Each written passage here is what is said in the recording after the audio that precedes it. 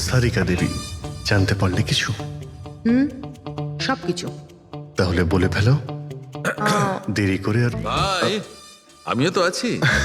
আচ্ছা, তাহলে আপনি শুরু করে দিন। আমিও শুরু করব। হ্যাঁ নিশ্চয়ই। হ্যাঁ, গুড। তবে এবার দেখো, এটা তো তোমরা তখন জেনেই গেছো যে এই মেয়েটাকে গলা টিপে মারা হয়েছে। এর গলার চিহ্নটা দেখে তো তোমরা বুঝতেই পেরেছো, তাই না? হ্যাঁ ডক্টর, আমরা জানি একে গলা টিপেই খুন করা হয়েছে। হ্যাঁ হ্যাঁ, ওর মৃত্যু গলা টেপার জন্যই হয়েছে। আর গলা কোনো বেল্ট দিয়ে টেপা হয়েছিল। সেটা কি করে জানা গেল? দেখো, এর গলার ওপর যে চিহ্নটা রয়েছে সেটা তো এইরকম চওড়া। আর মন দিয়ে দেখো, কোথাও কোথাও গাঢ় আছে আর কোথাও কোথাও হালকা। আর যদি কোনো দড়ির মতো কিছু দিয়ে করা হতো তাহলে এই চিহ্ন এত চওড়া হতো না, এই বেল্টের মতো। আর পুরো গলাটাতে একই ধরনের হতো, কোথাও হালকা আর কোথাও গভীর, এরকম নয়। এক্সিলেন্ট! কি অসম্ভব ইন্টেলিজেন্ট আপনারা, ডক্টর সালুখে। পরের জন্মে আমি ফরেনসিক এক্সপার্টই হব। আরে ভাই ফ্রেডি, তুমি পরের জন্মের কথা কেন বলছো? এই জন্মটাই তাকে সামনে নাও না। আরে পরের জন্মের কথা ভাবছে। হ্যাঁ, আমি কি যেন বলছিলাম? আরে আপনি ওই গলা বেল্ট বেল্ট গলা ওই হ্যাঁ, বেল্ট বেল্ট। দেখো, বেল্ট দিয়ে এইভাবে গলাটা চেপে ধরেছে। আর পরে একে পেছন থেকে মাথার পেছন দিকে কোনো ভারী জিনিস দিয়ে আঘাত করা হয়েছে।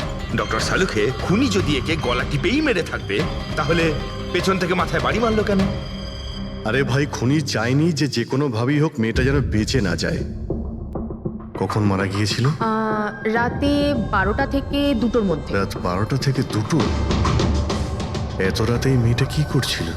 স্যার, হতে পারে যে এ কোনো কল সেন্টারে কাজ করে, নাইট শিফটে। তাছাড়াও এর আইডেন্টিটি তো আমরা জানতে পারিনি। না না, এরকম মনে হচ্ছে না যে ও কল সেন্টার থেকে আসছিল। মেয়েটার জামা কাপড় দেখে মনে হচ্ছে হয়তো কোনো পার্টির থেকে আসছিল। আর বাড়ি ফেরার ঠিক সময়। ঠিক, সারিকা একদম ঠিক কথা বলছে। এ কোনো পার্টিতেই গেছিল, কারণ এর পেট থেকে আমরা মেক্সিকান ফুডের পার্টিকেলস পেয়েছি আর কফি। মেক্সিকান খাবার? হ্যাঁ, এসো আমি দেখাচ্ছি, এসো। এই দেখো, এইগুলো আমরা টেস্ট করেছি আর এর দ্বারাই জানতে পেরেছি ওই যে ফুড ছিল সেটা মেক্সিকান ফুড ছিল। কি কি খেয়ে থাকতে পারে এই মেয়েটা? অ্যাভোকাডো, টমেটো, পেঁয়াজ, চিপস। আর ও হয়তো কফিও খেয়েছিল, কারণ আমরা ভেজিটেবল অয়েল আর কর্নেরও অংশ পেয়েছি। আর একটা সবচেয়ে বড় কথা, এর খাবারের মধ্যে আমরা নাইট্রোজেনের ট্রেসেসও পেয়েছি।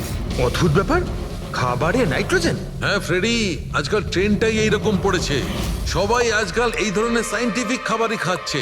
হ্যাঁ, তো এই মেয়েটা এমন একটা রেস্টুরেন্টে খাবার খেয়েছিল যেখানে সায়েন্টিফিক ভাবে মেক্সিকান খাবার বানানো হয়, যা শরীরের পক্ষে খুবই ভালো। এমন রেস্টুরেন্ট তো শহরে খুব বেশি থাকার কথা নয়।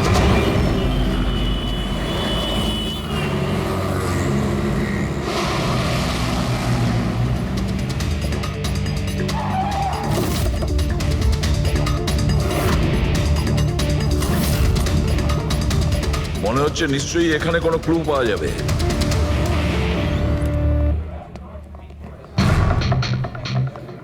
আসুন স্যার, এখানে বসুন। আচ্ছা, আপনি এটা বলুন তো যে এই মেয়েটা আপনাদের এখানে খাবার খেতে এসেছিল? আপনারা আসলে কে? সিআইডি। এখন আর কোনো কথা নয়, শুধুমাত্র ঠিকঠাক জবাব দাও। হ্যাঁ স্যার, কাল রাতেও এখানে এসেছিল, কিন্তু স্যার সিআইডি ওকে কেন খুঁজছে? একে আমরা খুঁজছি না, এর খনিকে খুঁজছি। খুন হয়ে গেছে বেচারি। একটা কথা বলুন, এই মেয়েটা কি একা এসেছিল নাকি অন্য কেউ সঙ্গে ছিল? স্যার এসছিল তো একাই, কিন্তু ও কথা বলেছিল অনেকের সঙ্গে। একা এসেছিল তো অনেক লোকের সাথে কথা হলো কিভাবে? আসলে আমাদের রেস্টুরেন্টে কালকে স্পিড ডেটিং নাইট ছিল। Speed dating? স্পিডে তো কার কিংবা বাইক চালানোর কথা শুনেছিলাম স্যার, কিন্তু স্পিড ডেটিং এটা কি ধরনের জিনিস? স্যার স্পিড ডেটিং ইয়াং জেনারেশনের কাছে এখন খুব পপুলার স্যার।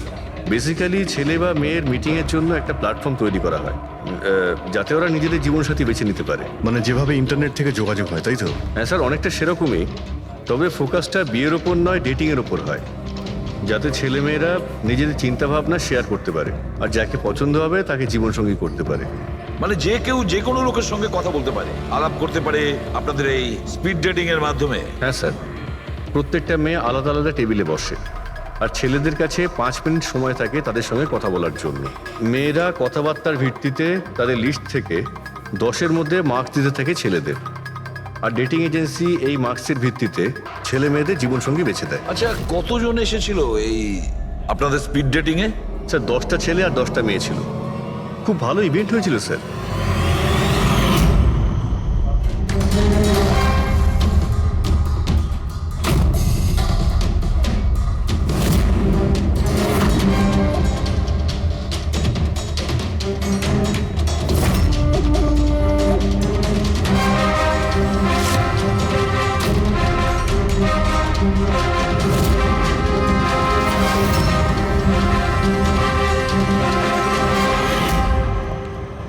আর শুনুন, এই মেয়েটার সঙ্গে যত লোক এই আপনাদের স্পিড ডেটিং ফেয়ারে এসেছিল সবার ডিটেলস চাই আমাদের। রাইট স্যার, আসুন।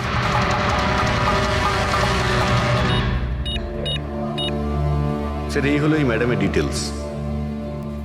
মিস মালা বিরমানি, অ্যাড্রেসটা হলো A/231B ইউক্যালিপ 1111, ফোন নাম্বার 6528119991। এই সব কিছু ডিটেলস চাই আমাদের। আচ্ছা, ওই মেয়েটা কালকে মেক্সিকান খাবারের সঙ্গে কফিও খেয়েছিল কি? না স্যার, কফি তো পাওয়াই যায় না আমাদের রেস্টুরেন্টে। আপনাদের এই রেস্টুরেন্টে কফি পাওয়া যায় না? না স্যার। আচ্ছা আচ্ছা, আপনি এর প্রিন্ট আউটটা নিয়ে আসুন। আনছি স্যার। হতে পারে এই মালা এখান থেকে কোনো ছেলের সঙ্গে বাইরে গিয়েছিল কফি খেতে, খাওয়া দাওয়ার পরে, আর তখনইও খুন হয়ে যায়। কি? এটা কিভাবে সম্ভব? না, আচ্ছা ঠিক আছে, থ্যাংক ইউ। এত বড় একটা মিথ্যে! ওই মেয়েটার নাম ভুল আছে, ওই মেয়েটার অ্যাড্রেসটাও ভুল। আমি এটা ভেবে পাচ্ছি না যে কারোর লাইফ পার্টনার খুঁজতে গিয়ে সবকিছু এত ভুল কেন। হতে পারে ওই মেয়েটা ফ্রড। যাই হোক না কেন, ওকে তো শনাক্ত করতেই হবে। লাশের কাছে না মোবাইল ছিল আর না পার্স। স্যার, ওই মেয়েটা মারা গেছে 48 ঘন্টা হলো। ওর বাড়ির লোক কিংবা চেনাশোনা কেউ নিশ্চয়ই কোথাও রিপোর্ট লিখিয়েছে। পুরো বিয়েটা চেক করছে, আমরা জেনে যাবো। গোরেগাঁও পুলিশ স্টেশন মালা নামের কোনো মেয়ের মিসিং কেস ফাইল করা হয়েছে?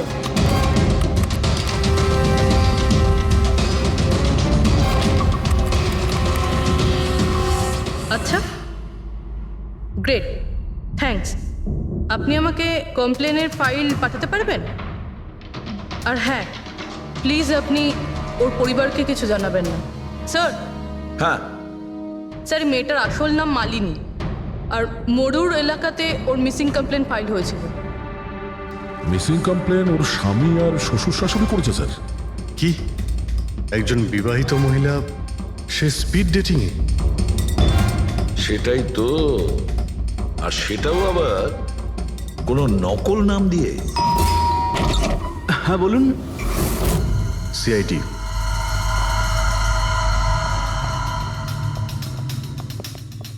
এই দেখুন স্যার, বিয়ের এত বড় একটা ছবি টাঙিয়ে রেখেছে, আর মালিনী। যদি আমি এরকম করতাম, আমার বউ আমাকে বাড়ি থেকে বের করে দিত। স্যার, কিছু জানতে পেরেছেন? মালিনী কোথায়? আই এম সরি, কিন্তু একটা খারাপ খবর আছে। খারাপ খবর? মানে মালিনীর অ্যাক্সিডেন্ট হয়েছে? কোথায় ও? কোন হসপিটালে রয়েছে? কেউ আপনার স্ত্রীকে খুন করেছেন। হ্যাঁ, খুন? কিন্তু কে কে করেছে স্যার? দেখুন, এখন যে কথাটা আপনাদের বলতে যাচ্ছি সেটা শুনে হয়তো আপনারা আরো কষ্ট পাবেন।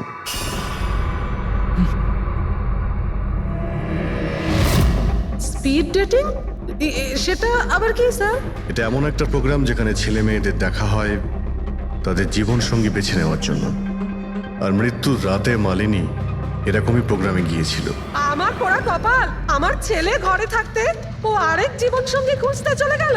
ব্যাস, এটাই তো বাকি ছিল। বংশের নাকে ঝমা কষা দিয়েছে ও। স্যার, মনে হচ্ছে আপনাদের কিছু একটা ভুল হচ্ছে। আমাদের বিবাহিত লাইফ তো খুব ভালোই চলছিল, তাহলে ও নতুন পার্টনারের কিসের প্রয়োজন পড়লো? আফসোস এটাই যে এই প্রশ্নের উত্তর দেওয়ার জন্য মালিনী এখন বেঁচে নেই। সেই জন্য এর উত্তর এখন তো আপনাকেই দিতে হবে। বলতে পারেন আমরা খুব সাধারণ একটা পরিবার, ছিলাম অন্য জায়গায়। কিছুদিনই হয়েছে আমরা এখানে এসে থাকছি। আপনার অ্যারেঞ্জ ম্যারেজ ছিল নাকি love marriage? Sir, arrange marriage ছিল। গত বছরই মালিনীর মেডিকেল এক্সাম শেষ হওয়ার পরেই আমরা দুজনে বিয়ে করে নিই। কোনো ঝগড়া বা কিছু? স্যার, না স্যার, তেমন তো আমাদের মধ্যে কোনো ঝগড়া হয়নি। এর জন্য তো আরও চিন্তা হচ্ছে যে ও স্পিড ডেটিংয়ে যেতে গেল কেন। আচ্ছা, আপনি এটা বলুন যে রাতে মালিনীর খুন হয়েছিল আপনি কোথায় ছিলেন? স্যার, আমি আমার অফিসে কাজ করছিলাম। সেদিনকে অফিসে আমার অনেক কাজ ছিল, অনেক রাত পর্যন্ত আমি কাজ করেছি। কত রাত পর্যন্ত? এই ধরুন রাত 1:30 পর্যন্ত। আমি তো বাড়িতে ফিরে জানতে পারলাম যে মালিনী বাড়িতে ফেরেইনি। ওর সঙ্গে কারো কোনো শত্রুতা? না স্যার, কোনো শত্রুতা তো ছিল না। স্যার, আমার মনে হচ্ছে ওর গয়না লুট করার জন্য কেউ হয়তো এরকম। না, গয়না লুট করার জন্য খুন হয়নি, কারণ ওর ডায়মন্ড রিং আর দামি গাড়ি সবকিছুই ঠিকঠাক ছিল। তাহলে ওকে নিশ্চয়ই ওই স্পিড ডেটিং এর লোকই মেরে থাকবে। আমি তো আগে থেকেই জানতাম যে ওই মেয়েটা মোটেই ঠিক নয়। ঠিক নয় মানে? ও তো বাড়িতে পাই রাখতো না। ওর পায়ে ওই যে কি যেন বলে, হুইল ছিল, হুইল। রাত দিন দেখো বাড়ির বাইরেই টোটো করে বেড়াচ্ছে, আর যে কোনো অচেনা লোকের সঙ্গে বকবক করছে। আমরা যদি কখনো ওকে কিছু বলতে যাই, তেরা উত্তর দিত। একটু চুপ করো তো মা। আরে চুপ করবো কি রে, আমাকে বলতে দে তুই। আর ও যতক্ষণ বাড়িতে থাকতো একটা কুটো নেড়ে দেখতো না। যখনই দেখো তখনই ল্যাপটপ আর ক্যামেরার মধ্যে ডুবে থাকতো। ল্যাপটপ আর ক্যামেরা, ওগুলো আমরা দেখতে পারি?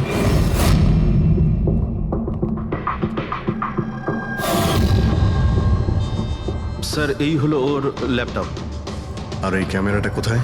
ক্যামেরা স্যার, আমার মনে হয় না যে মালিনী ওর স্বামীকে ঠকাচ্ছিল। ও অন্য কোনো উদ্দেশ্যেই ওখানে গিয়েছিল। উদ্দেশ্য কি ছিল সেটা এই ক্যামেরা ল্যাপটপ থেকে জানতে পারাই যাবে। স্যার,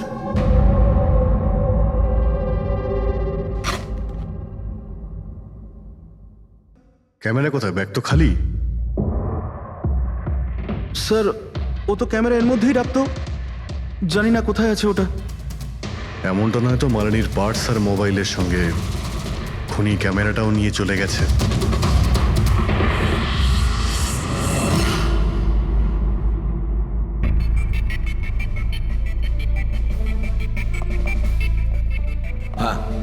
স্যার, এই স্পিড ডেটিং এর কনসেপ্টটা তো বেশ ভালো, কিন্তু যদি সাবধান না থাকা হয় তো খুবই ক্ষতি হতে পারে। হ্যাঁ স্যার, এদের মধ্যে কেউ ক্রিমিনালও হতে পারে। একদম ঠিক, কিন্তু এই সাবধানতাটা ইভেন্ট ম্যানেজারের এবং সমস্ত পার্টিসিপেন্টদের এটা বোঝা উচিত। স্যার, হ্যাঁ, এই সোহনের মিথ্যে কথা ধরা পড়ে গেছে স্যার। এ আমাদের বলেছিল পরশুদিন রাতে ও নিজের অফিসে কাজ করছিল রাত্রি 1:30 পর্যন্ত, কিন্তু ওর মোবাইল ডিটেলস অন্য গল্প বলছে। ওর অফিস আন্ধেরিতে, আর এই দাদা বান্দ্রাতে ছিল রাত 11:30 থেকে 12:30 অবধি, সেই রেস্টুরেন্টের কাছে যেখানে মালিনী গিয়েছিল স্পিড ডেটিং এর জন্য। এখনই ওকে ডেকে পাঠাও।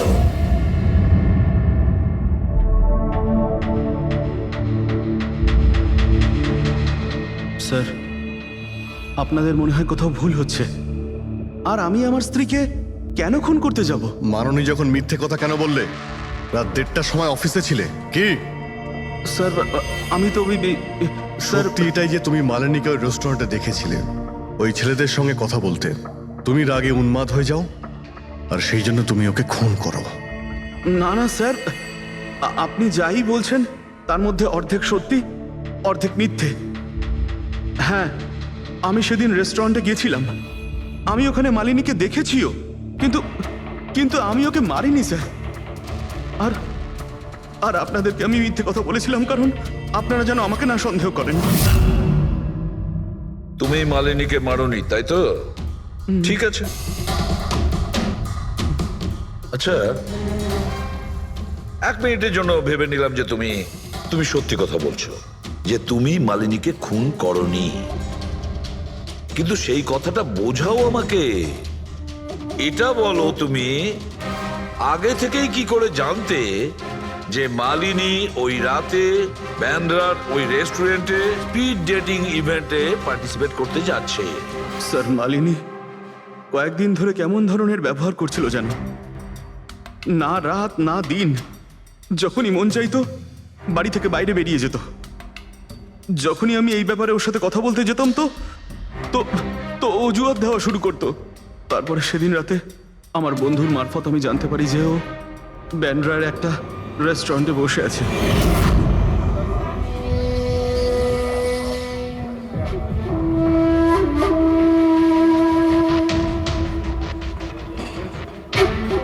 নিজের স্ত্রীকে স্পিড ডেটিং এ দেখে আমার মনটা একেবারে ভেঙে যায় স্যার।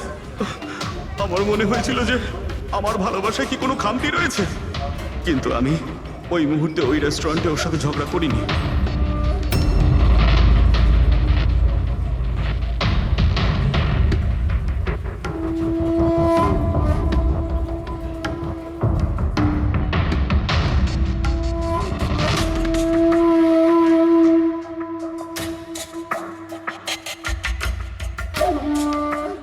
আর যখনই ও বাইরে চলে এসেছিল আমি কিছু বলার আগেই ও অটো অটো ধরে তাড়াতাড়ি চলে যায়।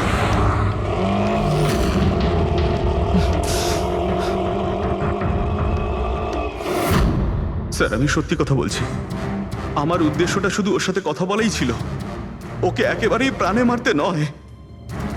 আফসোস যে মালিনীর সাথে আমি শেষ কথা বলতে পারলাম না।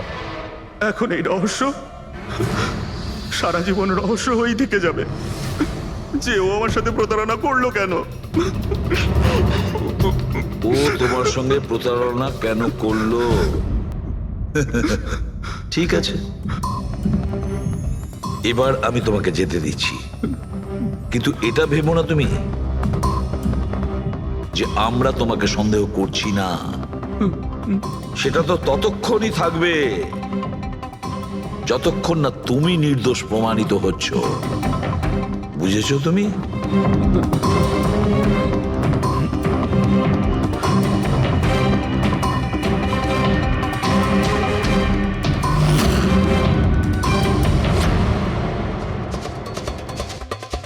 স্যার এই যদি না হয় তাহলে সন্দেহ ওদের দিকেই যাচ্ছে যারা মালিনীর সঙ্গে ওই দিন রাতে ছিল। রবি, কিছু জানতে পারলে? স্যার ওই দিন রাত্রে মালিনী 6 জন লোকের সাথে কথা বলেছিল। সুনীল, আরজে, হেমন্ত, গৌরব, ময়ূক আর প্রতীশ। একটা কাজ করি আমরা, ওই 6 জনকে রেস্টুরেন্টে ডাকো, ভালো করে জিজ্ঞাসাবাদ করতে হবে।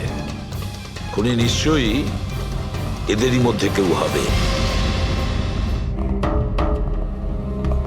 স্যার এই কেসটা তাড়াতাড়ি সলভ করুন না, আমাদের রেস্টুরেন্টের খুব বদনাম হচ্ছে।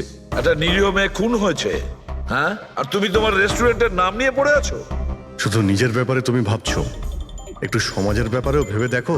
হ্যাঁ স্যার, হ্যাঁ, স্যার সবাইকে আধ ঘন্টার গ্যাপে গ্যাপে ডেকেছি। ঠিক আছে, গুড। একটা কথা ঠিক করে বলো, যখন এখানে ইভেন্ট চলছিল তখন তুমি এখানেই ছিলে তো? হ্যাঁ স্যার। তাহলে যদি এদের মধ্যে কেউ আমাদের কাছে মিথ্যে কথা বলে, কোনো কিছু লুকোনোর চেষ্টা করে, তাহলে সঙ্গে সঙ্গে আমাদের বলে দেবে, কেমন? ঠিক আছে স্যার। স্যার মেয়েটা সুন্দরী ছিল, কিন্তু ততটাই বোরিং। ওর প্রতিটা কথা আমার মাথার উপর থেকে বাউন্স করে চলে গেছে। স্যার ও তো আমার সাথে বেশি কথাও বলেনি। হতে পারে যে আমাকে দেখে ও লজ্জা পেয়েছিল, বা আমাকে ওর আদৌ পছন্দ হয়নি। স্যার ও আমার সঙ্গে ছিল আবার ছিলও না। ছিল অথচ ছিল না মানে? স্যার অ্যাকচুয়ালি ও কথা তো আমার সঙ্গেই বলছিল, কিন্তু ওর মন অন্যদিকে ছিল, বারবার অন্য কাউকে দেখছিল। স্যার আমার মনে হয় ও আমার এবং আপনাদের সবার সময় নষ্ট করছে। ওর লাইফ পার্টনার বেছে নেওয়ায় কোনো ইন্টারেস্টই ছিল না স্যার। তার থেকেও বড় কথা স্যার, ওর মন অন্য কোথাওই ছিল। স্যার আমার তো ওকে খুবই পছন্দ হয়েছিল, কিন্তু মনে হয় ওর আমাকে পছন্দ হয়নি। ওর মনে হয় আরেকজনকে পছন্দ হয়েছিল, যার সাথে ও খুব হেসে হেসে কথা বলছিল। সে কে? গৌরব। হ্যাঁ স্যার, আমাদের টিউনিং তো খুব ভালো সেট হয়েছিল। ইনফ্যাক্ট আমরা অনেক কথাই বলেছিলাম। কি কি কথা হয়েছিল মালিনীর সাথে? জেনারেল কথাবার্তা sir, favourite hobbies, favourite movies, favourite colour, এইসব। ইনফ্যাক্ট ও এত বেশি নার্ভাস হয়ে পড়েছিল যে ওর জুসটাই আমার উপর ফেলে দিয়েছিল। তাহলে মিটিং এর পরে তোমাদের নাম্বার নিশ্চয়ই এক্সচেঞ্জ হয়েছিল? না স্যার, নাম্বার এক্সচেঞ্জ হয়নি। ও বলেছিল ইভেন্ট শেষ হওয়ার পর 8 ঘন্টার মধ্যে আমার সঙ্গে কফি শপে দেখা করবে। এর পেট থেকে আমরা মেক্সিকান ফুডের পার্টিকেলস পেয়েছি আর কফি। আচ্ছা, তার মানে গৌরব তুমি ওর সঙ্গে কফি শপে দেখা করো ইভেন্টের পরে? কোথায় স্যার, 2 ঘন্টা ওয়েট করেছিলাম কফি শপে, ও আসেইনি। সত্যি বলছো? স্যার মিথ্যে কেন বলবো? ঠিক আছে, আমাদের ওই কফি খাওয়াবে তো? শিওর স্যার, কখনো যাওয়া যাবে? কখনো কেন, এখনই চলো। যাই। বলুন স্যার, কোন কফি নেবেন? তবে এখানকার cold coffee with vanilla ice cream বেশ ফেমাস, আপনি বলে সেটা অর্ডার করতে পারি। আমার জন্য একটা cold coffee with ice cream. Coffee toffee তো খাওয়া হবে, আগে এটা বলো যে তোমরা ওই দিনকে ঠিক কোন জায়গাতে বসেছিলে? ওহ স্যার, আমরা ভেবেছিলাম আমরা কফি খেতে এসেছি, কিন্তু আপনি তো এখনো আপনার তদন্ত চালিয়ে যাচ্ছেন। তদন্ত শেষ হওয়ার পরে কফি খাওয়ার যে মজা সেটা এখন পাবো না। Hello sir. পরশু রাতে সিসিটিভি ফুটেজ আমরা দেখতে চাই ম্যানেজার বাবু। সরি, কিন্তু সিসিটিভি ক্যামেরা তো 1 মাস ধরে আউট অফ ওয়ার্কিং। আর ঠিকও করেননি? স্যার, বিজনেস একেবারে জিরো, ক্যাফেতে অলরেডি লোকসানই হচ্ছে। আমি ভাবলাম যে এর মধ্যে আবার নতুন করে আলাদা এক্সট্রা ফালতু খরচা করে কি লাভ। আচ্ছা, আপনি এই ছবিটা দেখুন। এই মেয়েটা কি এসেছিল পরশু রাতে? স্যার এক্স্যাক্টলি আমার ঠিক মনে তো পড়ছে না। ক্যাফেতে তো অনেক ধরনের লোকজনই আসে যায়। অনেক ধরনের লোকজনই এখানে আসে, তাও ক্যাফে চলছে না বলছেন? স্যার। আচ্ছা, এনার পরশু দিনের বিল আছে নিশ্চয়ই, দেখাবেন আপনি? হ্যাঁ স্যার।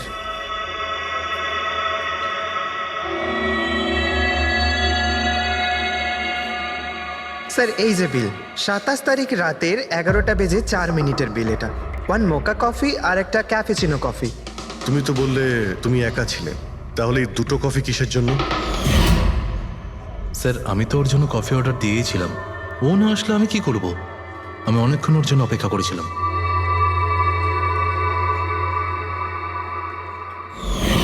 স্যার এবার তো খান আমার সঙ্গে কফি। খাবো, নিশ্চয়ই খাবো, কিন্তু কেসটা শেষ হওয়ার পর। ঠিক আছে স্যার, তাহলে আমি যাই এখন।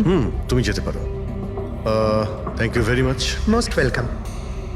স্যার, এই কেসটা তো আমার মাথার কল কবজা পুরো ঢিলা করে দিয়েছে। যদি মালিনী এখানে কফি নাই খেয়ে থাকে, তাহলে খেলো কোথায়?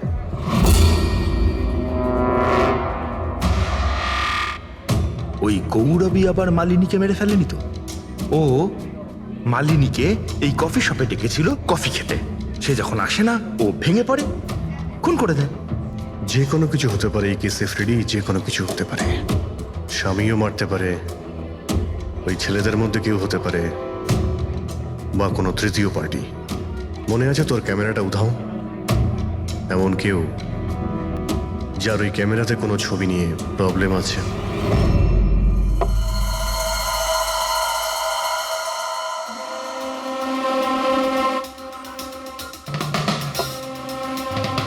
যদি মালিনীর ক্যামেরাটা উধাও হয়ে যায়, তাহলে মালিনী নিশ্চয়ই এমন কোনো ছবি তুলেছিল যেটাতে কারোর না কারোর রাতের ঘুম কেড়ে নিয়েছিল।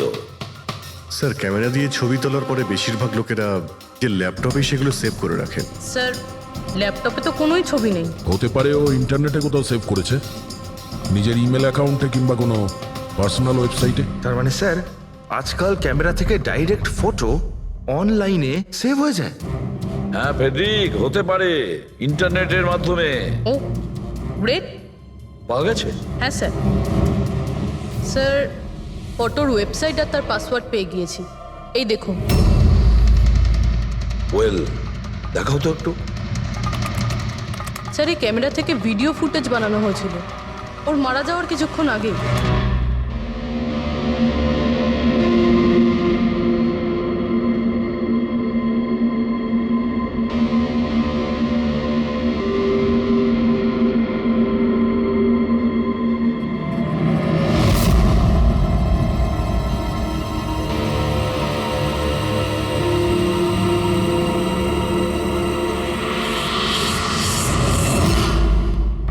এই ফুটেজের জন্যই মালিনীর খুন হয়নি তো? হতে পারে, নিশ্চয়ই হতে পারে। মনে হচ্ছে এই মালিনী কারোর হয়ে স্পাইগিরি করছিল, কারোর মুখোশ খুলে দিতে চেয়েছিল, আর এই জন্যই ও খুন হয়ে যায়। এই মালিনীর সম্পর্কে আমরা এখনো ঠিক জায়গায় পৌঁছতে পারিনি স্যার। এতক্ষণ মনে হচ্ছিল যে ও স্পিড ডেটিং এর জন্য গেছে, তারপরে জানা গেল যে ও বিবাহিত, মেডিকেল প্রফেশনাল, আর এখন জানা যাচ্ছে ও কারোর ওপর গোয়েন্দাগিরি করছিল। আর ওই গোয়েন্দাগিরিটা কোনো মেডিকেল ফিল্ডের সঙ্গে কানেক্টেড হতে পারে, কারণ ফুটেজে দেখোনি চারিদিকে শুধু মেডিসিন সাজানো। স্যার, এই ফুটেজের মধ্যে একটা জায়গাতে একটা ছায়া দেখতে পাওয়া গেল না? খুনির হতে পারে। চেক করি চলো।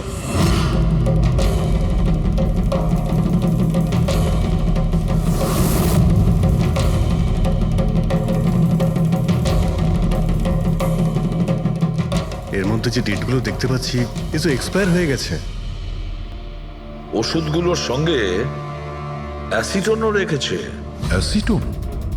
স্যার, এই কেমিক্যাল দিয়ে তো ওরা ওষুধের ওপর পুরনো এক্সপায়ারি ডেট উঠিয়ে দিয়ে নতুন ডেট দিতে পারে, আর সেটা ওরা বাজারে ছাড়তে পারে বিক্রির জন্য। কয়েকটা টাকার জন্য মানুষের জীবন নিয়ে এত বড় খেলা খেলছে। এটার খোঁজ নিতেই মালিনী ওখানে গিয়েছিল। হ্যাঁ স্যার, ওই খুনি মালিনীর ক্যামেরাটা তো চুরি করে নিয়েছিল, কিন্তু এটা জানতো না যে মালিনী মরার আগে পুরো ফুটেজটা ওয়েবসাইটে দিয়ে দিয়েছিল।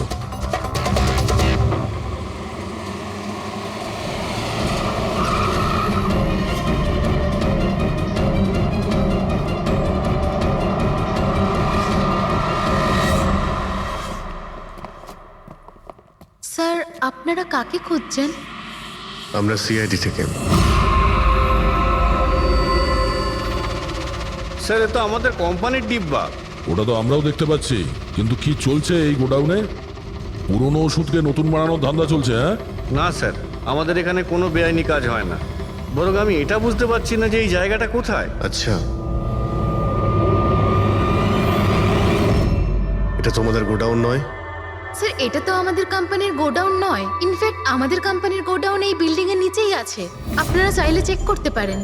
নিশ্চয় স্যার, আমাদের কোম্পানির নাম ভাঙিয়ে কেউ বেআইনি কাজ করছে।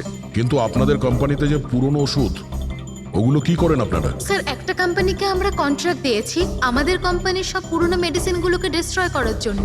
আমাদের কাছে রেকর্ডও আছে, আপনি চাইলে দেখতে পারেন। এক মিনিট।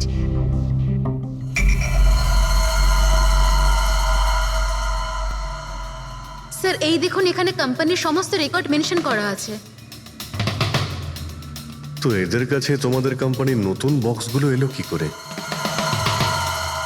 তার মানে পুরো ধান্দাটাই পুরনো ওষুধ নষ্ট করার কোম্পানিতে চলছে।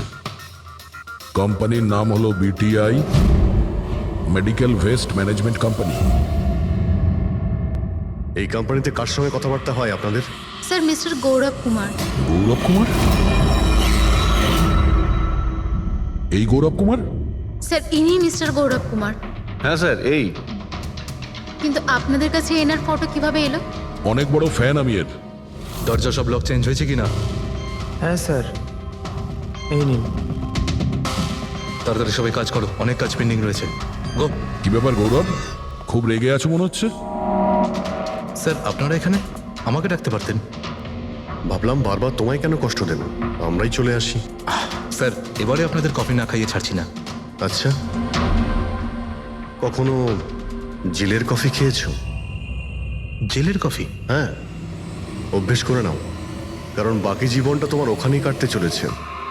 স্যার, আপনারা এখনো আমাকে সন্দেহ করেন? সন্দেহ করবো না তো কি করবো? হ্যাঁ, ফিগল্যাক্সি কোম্পানির পুরনো ওষুধগুলোকে নতুন করার ব্যবসা করছো তুমি। আপনি কি বলছেন স্যার? তোমার কোম্পানির গোডাউন দেখতে হবে আমাকে, চলো দেখাও। স্যার, আমার কোম্পানির গোডাউনের চাবি হারিয়ে গেছিল। এই দেখুন, এই মাত্র ডুপ্লিকেট বানিয়ে আনলাম। আপনারা চাইলে আমার স্টাফেদের জিজ্ঞেস করুন। চাবি হারিয়ে গেছে? হ্যাঁ স্যার। এইভাবে কি করে হারিয়ে যেতে পারে? হ্যাঁ, জানি না স্যার। অ্যাকচুয়ালি ওই দিন যখন আমি স্পিড ডেটিং এ গেছিলাম, তখন আমার কাছে চাবিটা ছিল। তারপর হারিয়ে গেল। যখন তুমি স্পিড ডেটিং এর জন্য গিয়েছিলে, তখন চাবিটা নিজের সঙ্গে নিয়ে গিয়েছিলে? অ্যাকচুয়ালি স্যার, এই চাবিটা সবসময় আমি সঙ্গে রাখি। ফার্স্ট টাইম হলো এটা যে চাবি হারিয়ে গেল। এই মালিনী কি তাহলে চাবি চুরি করেছিল? তারপর ওখান থেকে সোজা বেরিয়ে এই গোডাউনে আসে ভিডিও করার জন্য। গৌরব, তুমি বলছিলে কি মালিনী তোমার উপরে জুস ফেলে দিয়েছিল? কি এক্স্যাক্টলি কি হয়েছিল? স্যার, অ্যাকচুয়ালি সেই রাতে। হেই, হাই। হাই। এর আগে আপনার কতগুলো গার্লফ্রেন্ড ছিল? গার্লফ্রেন্ড তো ছিল, ওর নাম ছিল খুশি। আচ্ছা, ব্যাপারটা এগুলো না কেন? অ্যাকচুয়ালি ওকে কেউ সিরিয়াসলি নিতই না। যখনই কাঁদতো সবাই বলতে এ তো খুশিতে কাঁদছে। আরে আপনার সেন্স অফ হিউমার তো, আরে আই এম সরি, আপনার শার্ট। ইটস ওকে, দোষটা আমারই। তারপরে চলে গেল। হয়তো চাবিটা সেই সময় হারিয়ে যায়।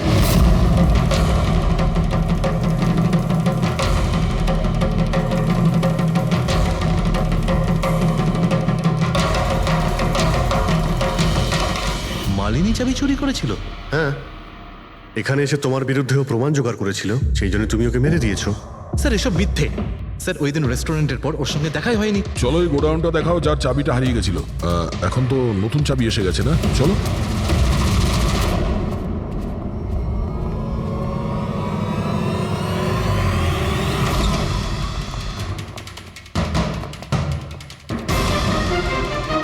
স্যার, এটা তো সেই জায়গাটাই যার ফুটেজ মালিনী শুট করেছিল।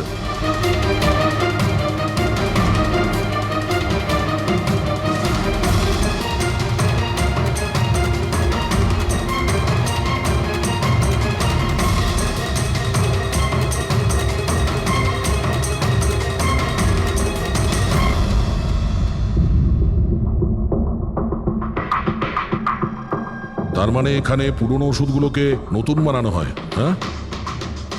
বাহ মিস্টার গৌরব, এইভাবে পুরনো ওষুধগুলোকে নষ্ট করছিলেন আপনি, হ্যাঁ? সবাই তোমাদের উপরে ভরসা করে ওষুধ কেনে, আর তোমরা তাদের বিষ বিক্রি করছো। বিষ? স্যার আমার কথা বিশ্বাস করুন, না আমি এরকম কোনো ওষুধের ব্যবসা করেছি, আর না আমি মালিনীকে খুন করেছি। মিথ্যে কথা বলছো তুমি। ওই রাতে রেস্টুরেন্ট থেকে তোমার কার্ড চুরি করে মালিনী এখানে আসে।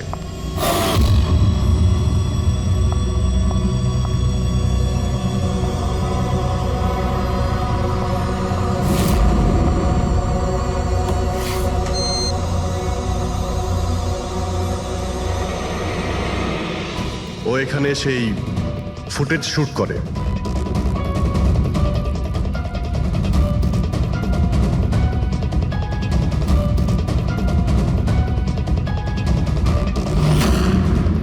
তারপর ও কোনো কফি শপে যায় ইন্টারনেটের জন্য, যাতে ও ফটো আপলোড করতে পারে। এক্সকিউজ মি, ওয়াইফাই এর পাসওয়ার্ড? ঠিক আছে, থ্যাংক ইউ।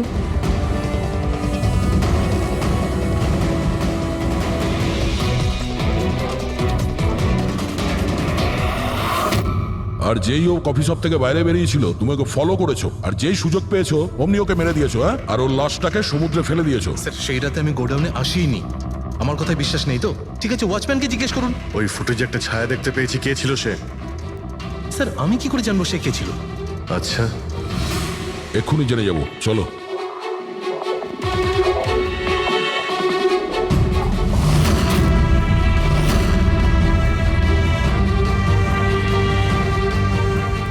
একটা কথা বলো, এই তোমাদের মালিক এই পরশু রাতে এখানে এসেছিল?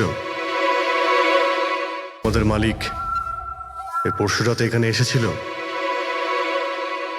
না স্যার, এই সাহেব তো আসেননি সেদিন রাতে। আচ্ছা, এই মহিলা এ এসেছিল?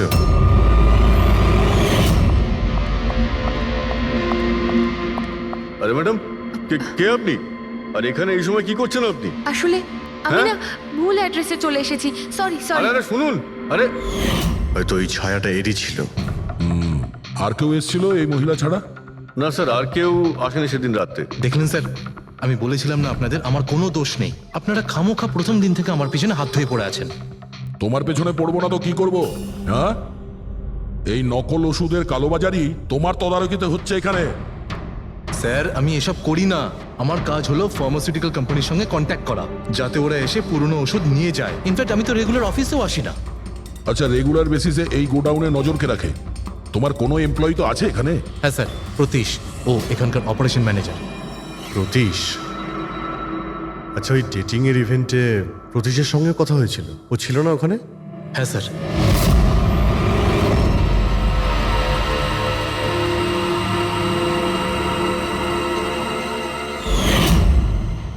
আচ্ছা, এরকম নয় তো যে ওই প্রতীশ মালিনীকে দেখে নিয়েছে চাবি চুরি করতে আর ওকে ফলো করেছে? এই প্রতীশের সঙ্গে একটু দেখা করতে হবে।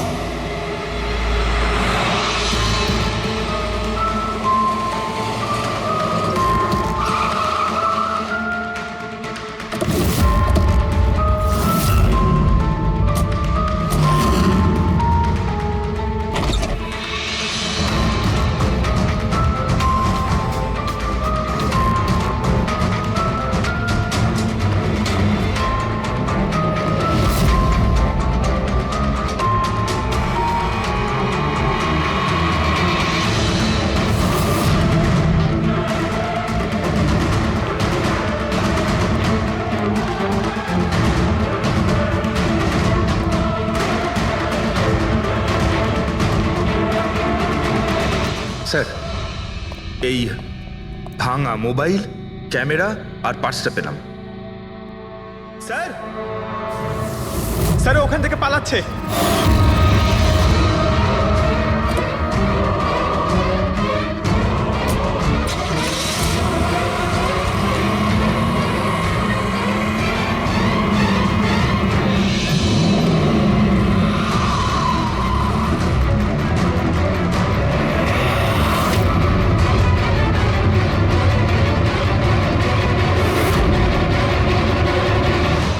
দেখো, মিথ্যে কথা বলে আর কোনো লাভ নেই। সিআইডি সবকিছু জানতে পেরে গেছে। স্যার ভুল করে ফেলেছি আমি। মালিনী সিবিটি হসপিটালে কাজ করত, ওষুধ রিয়াক্ট করা বন্ধ করে দিয়েছে। তখন দেখি কিছু পেশেন্টস মারাও যায়। তারপর ওর মাথায় জেদ চাপলো যে ও জেনেই ছাড়বে যে ওষুধ কাজ কেন করছে না, এর পেছনে কে আছে।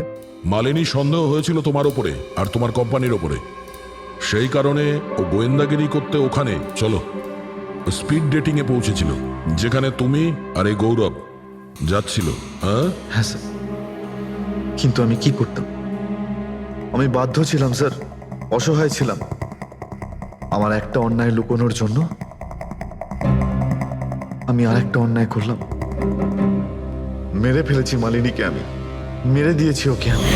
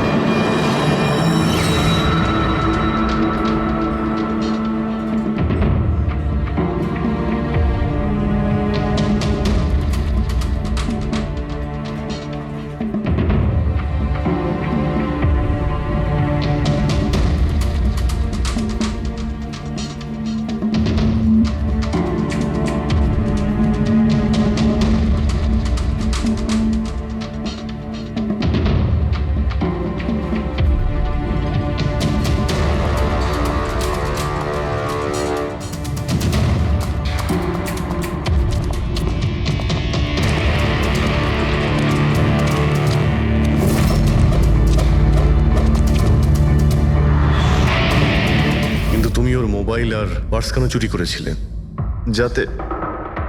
যাতে আপনারা মনে করেন স্যার লুটপাটের চক্করে চুরি হয়ে গেছে। লুটপাট? কিন্তু ওর দামি ঘড়ি আর ডায়মন্ড রিং বের করতে ভুলে গিয়েছিলে।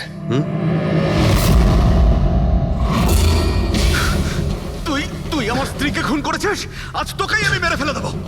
ছাড়বই না আমি তোকে কিছুতে। ওকে শাস্তি আইন দেবে, ও অবশ্যই মারা যাবে, কিন্তু তোমার হাতে নয়, ফাঁসির দড়িতে ঝুলে।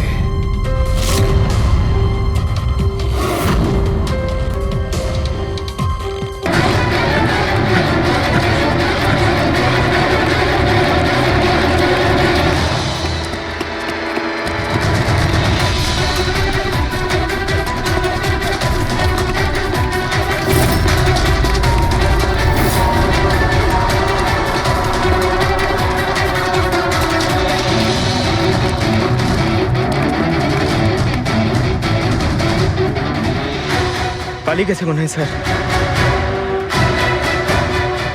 যাবেটা কোথায়?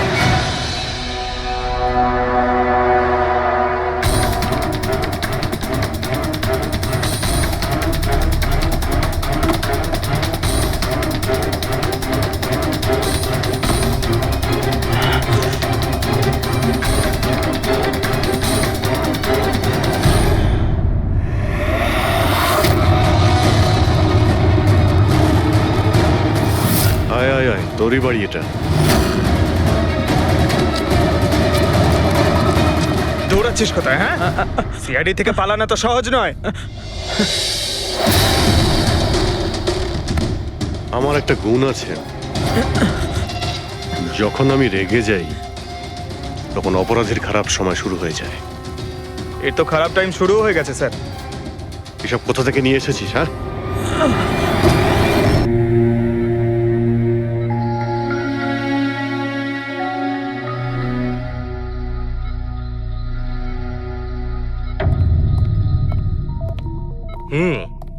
বাবা, তোমার এই স্টুডেন্টরা তাদের ভালোবাসায় তোমাকে বিগড়ে দিচ্ছে খালি, তাই না?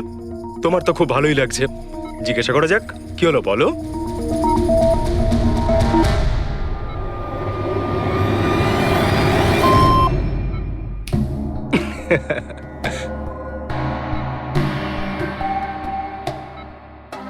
আরে এগুলো তো ময়লা কাপড়, তাই না? দিন, এটা আমাকে দিন। ভাই, আমি আসছি।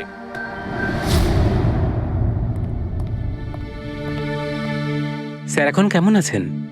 ভালোই আছে, আর আগের থেকে বেটার রয়েছে। আর সেটা শুধুমাত্র তোমাদের জন্যই সম্ভব হয়েছে। যদি তোমরা এখানে রোজ না আসতে, তাহলে হয়তো উনি সুস্থ হতে পারতেন না। আরে দাদা, এভাবে বলো না। স্যার তো আমাদের কাছে মা বাবার থেকেও বড়। একদম ঠিক। আর আমরা জীবনে যা কিছু শিখেছি সবকিছু স্যারের জন্যই হয়েছে। হ্যাঁ, এইভাবে তোমরা যদি আমাদের পাশে এসে না দাঁড়াতে, হয়তো আমরা দুজন এইভাবে বাবার দেখাশোনা করে উঠতে পারতাম না।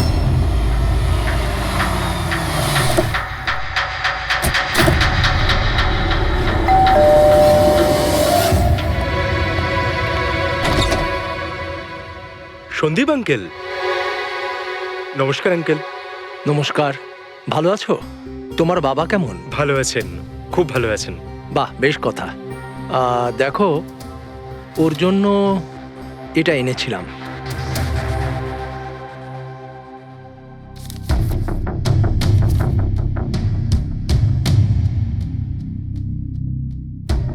আঙ্কেল, 25 লাখ টাকা চেক? হ্যাঁ মা, আজ জ্ঞানদীপ ইনোভেশনস এর 5 বছর পূর্তি। সেটার উপহার ভাবতে পারো। আঙ্কেল, সেটা ঠিক আছে, কিন্তু বাবা তো গত 2 বছর ধরে কোম্পানির জন্য কোনো কাজই করেনি। দেখো, কিছু সম্পর্ক এই সমস্ত কথাবার্তার অনেক ঊর্ধ্বে হয়। তোমার বাবা আর আমার বন্ধুত্ব অনেকটা এরকম। চলো জ্ঞানের সঙ্গে দেখা করি। বাবা, দেখো কে দেখা করতে এসেছেন। কেমন আছে আমার বন্ধু? আরে, আগে থেকে তো অনেক ফিট মনে হচ্ছে। যদি তোকে এত হ্যান্ডসাম লাগে, নার্স তোকে ভালোবেসে ফেলবে। শোনো প্লিজ, আমি তোমার বাবার সঙ্গে কিছু কথা বলতে চাই, if you don't mind. Sure uncle, যাওয়া যাক। হ্যাঁ হ্যাঁ, প্লিজ এসো সবাই। ওনার এই চেকটার জন্য আমাদের সত্যি খুব হেল্প হয়ে যাবে। হ্যাঁ, পাপার জন্য একটা অ্যাডভান্স বেড নিয়ে আসতে পারি, তাই না? হ্যাঁ। আরে স্যার, স্যার কি হলো? স্যার কি হলো? লাইট অন্ধকার কেন এখানে? লাইট কি হলো? কি হলো? সন্দীপ আঙ্কেল?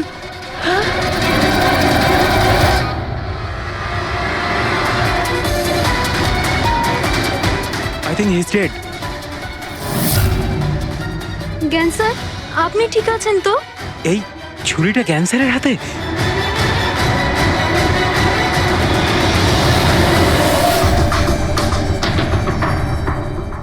আচ্ছা, তুমি এটা বলছো যে তোমার বাবা জ্ঞানবাবুর হাতে ছুরি ছিল, কিন্তু উনি সন্দীপবাবুর খুন করেননি। স্যার, উনি কিভাবে খুন করতে পারেন? 2 বছর ধরে তো উনি প্যারালাইজড। ওনার সিএলআইএস হয়েছে। Complete locking syndrome. হ্যাঁ স্যার, এই পরিস্থিতিতে শরীরের কোনো অংশই কাজ করে না, এমনকি চোখের পাতা পর্যন্ত পড়ে না। ওনার প্যারালাইসিস হলো কি করে? স্যার, 2 বছর আগে বাবার একটা অ্যাক্সিডেন্ট হয়েছিল। অদ্ভুত ব্যাপার, 2 বছর আগে ওনার অ্যাক্সিডেন্ট হয়েছিল, তখন থেকে উনি বিছানায়। তাহলে ওনার হাতে ছুরি এলো কি করে? স্যার, এটা অসম্ভব। খুন জ্ঞান স্যার নয়, অন্য কেউ করেছেন। আরে কিন্তু ছুরি তো ওনার হাতেই ছিল। হয়তো খুনি এই কাজটা করেছে। তার মানে হলো এই রুমে জ্ঞানবাবু আর সন্দীপবাবু ছাড়া আরো কেউ ছিল? না স্যার, আমরা সবাই তো নিচেই ছিলাম। হ্যাঁ স্যার, আর ঘরে তো আর কেউ ছিল না স্যার। তার মানে তুমি এটা বলতে চাইছো যে এই খুন জ্ঞানবাবু করেছেন? না স্যার, আমি সেটা বলতে চাইনি। তুমি কি বলতে চাইছো?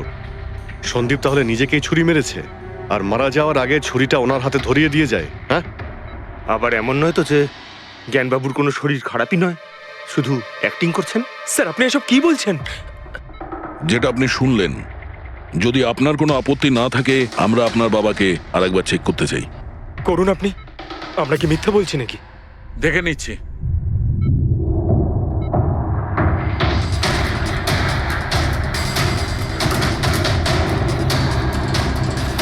এনার তো পায়ের মাংসপেশিগুলো টোটাল অ্যাট্রোফিক হয়ে গেছে।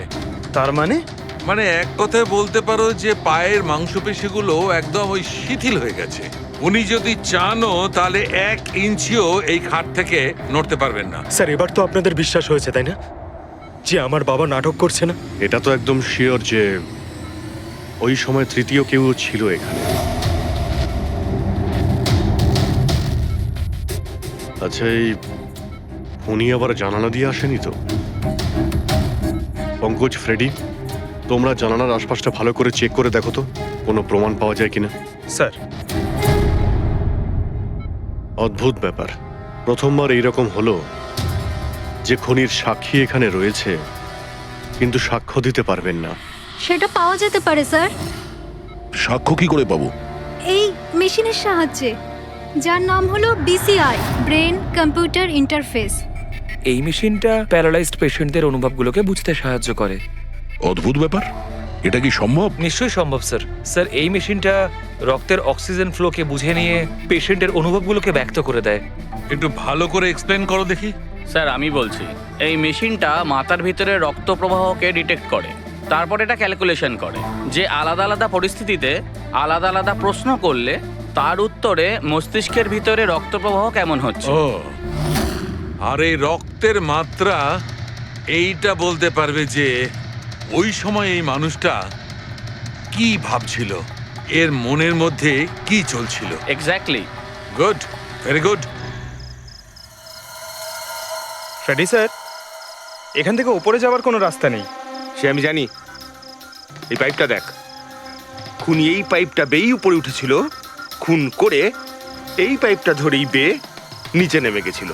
আর ওই ভাঙা টপটা দেখতে পাচ্ছিস, ওইটার উপরই পড়ে দৌড়ে পালিয়েছিল। চলুন স্যার, নিচে গিয়ে দেখি। চল। আমার বাবা অ্যাক্সিডেন্টের আগে এই টেকনিকটাকে আরো এগিয়ে নিয়ে যেতে চেয়েছিলেন। বাবা সবসময় এটা বিশ্বাস করতেন যে বিজ্ঞানের কাছে সব প্রশ্নের উত্তর রয়েছে, প্রয়োজন শুধু চোখ খুলে সমাধানটা খুঁজে বের করা। আপনার বাবা একদম ঠিক কথা বলতেন। হ্যাঁ স্যার, জ্ঞান স্যার চেয়েছিলেন যে বিজ্ঞানের জন্য তারা চোখে দেখতে পাক যারা দৃষ্টিহীন, যারা শুনতে পায় না তারা যেন শুনতে পায়। মানুষের উপকার করতে চেয়েছিলেন জ্ঞান স্যার। আর নিয়তির খেলা দেখুন, আজ ওনারই আবিষ্কার ওনাকে সাহায্য করছে, যেটা একদিন ওনার অনেক বড় স্বপ্ন ছিল। ঠিকই বলছেন স্যার, টপটা তো ভাঙা। আর এই দেখ, পায়ের এই ছাপগুলো দেখ, খুনি এই পথেই পালিয়েছিল। স্যার এখানে দেখুন, রক্ত স্যার। তার মানে পঙ্কজ, ঘরের ভেতর আরো কেউ ছিল যে সন্দীপ বাবুকে খুন করেছে। রক্তের এই স্যাম্পলটা নিয়ে ফরেন্সিক ল্যাবে যাওয়া যাক। আচ্ছা, এই জ্ঞানবাবু BCI এর সাহায্যে কি কথা বলতেন? যেরকম ওনার যখন খিদে পেত উনি সেটা বলতেন, যদি ওনার বেড প্যানের প্রয়োজন হতো সেটাও বলতেন, এমনকি বাবা ওটা দিয়ে দাবাও খেলতেন স্যার। কি দাবা খেলতেন? গ্রেট। হ্যাঁ স্যার, যেমন যেমন প্যাটার্ন এনার মনের মধ্যে তৈরি হতো সেই অনুযায়ী অক্ষরের পেছনে লাইটগুলো জ্বলে উঠতো, আর আমরা অক্ষরগুলোকে মিলিয়ে বুঝে যেতাম যে ইনি কি বলতে চাইছেন। তাহলে তো উনি বলতে পারবেন যে খুনি কে। হ্যাঁ স্যার, নিশ্চয়ই। স্যার বাবাকে একবার জিজ্ঞেস করা উচিত। অবশ্যই করব, আগে তো আমরা ভালো করে তদন্ত করে নিই।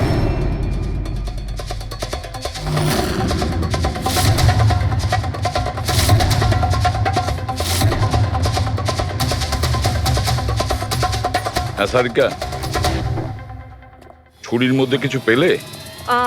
শুধু মিস্টার জ্ঞানের আঙুলে ছাপ পাওয়া গেছে, আর কারোরই নয়। তাহলে হতে পারে খুনি গ্লাভস পরেছিল স্যার খুন করার সময়। তার মানে খুনি জানলা দিয়ে ঘরের ভেতরে আসে, ও সন্দীপকে মারে, আর সেই ছুরিটা জ্ঞানের হাতে ধরিয়ে দেয়, আর তারপর লোকেরা এই রুমে আসার আগেই ও জানলা দিয়ে পালিয়ে যায়। স্যার এটাও তো হতে পারে যে খুনি কোনো বাড়ির লোক। না পূর্বী, রুমে যতগুলো লোক ছিল স্যার, তাদের কারোর শরীরেই চোট বা আঘাতের চিহ্ন ছিল না স্যার। আর ওই শুকিয়ে যাওয়া রক্ত, ওটা কোনো বাইরের লোকেরই। একটা কথা বুঝতে পারছি না দয়া, যদি খুনি বাইরের লোক হয় তাহলে এটা কি করে জানলো যে সন্দীপ জ্ঞানের সঙ্গে দেখা করতে আসবে?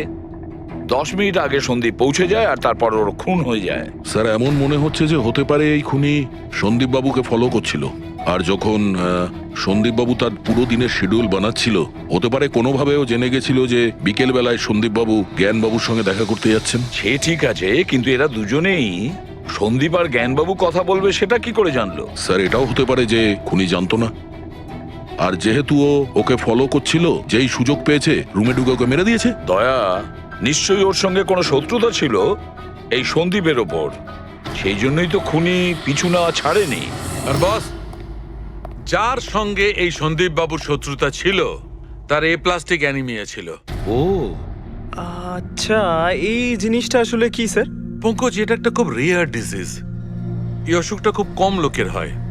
এতে মানুষের বোন ম্যারো আর বোন ম্যারো স্টেম সেলস ধীরে ধীরে নষ্ট হতে থাকে। রক্তের লোহিত রক্তকণিকা, শ্বেত রক্তকণিকা আর প্লেটলেটস সব ধীরে ধীরে নষ্ট হতে থাকে। যদি এই রোগটা রেয়ার হয় তাহলে খোঁজ নেওয়া খুব একটা কঠিন হবে না যে শহরে কতজন লোক আছে যাদের এই ধরনের রোগ আছে। এ প্লাস্টিক অ্যানিমিয়া।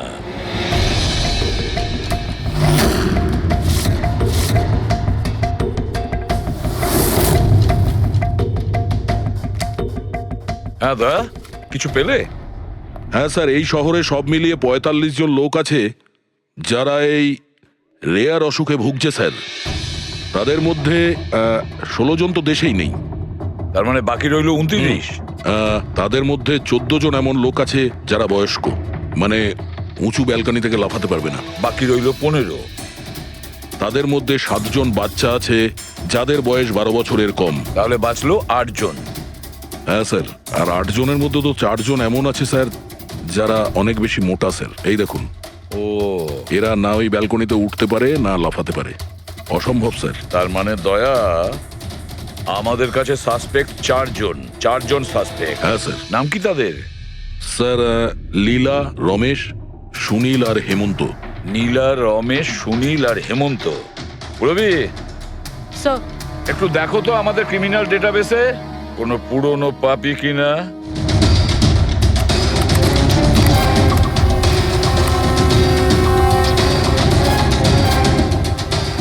পেয়ে গেছি, রমেশ।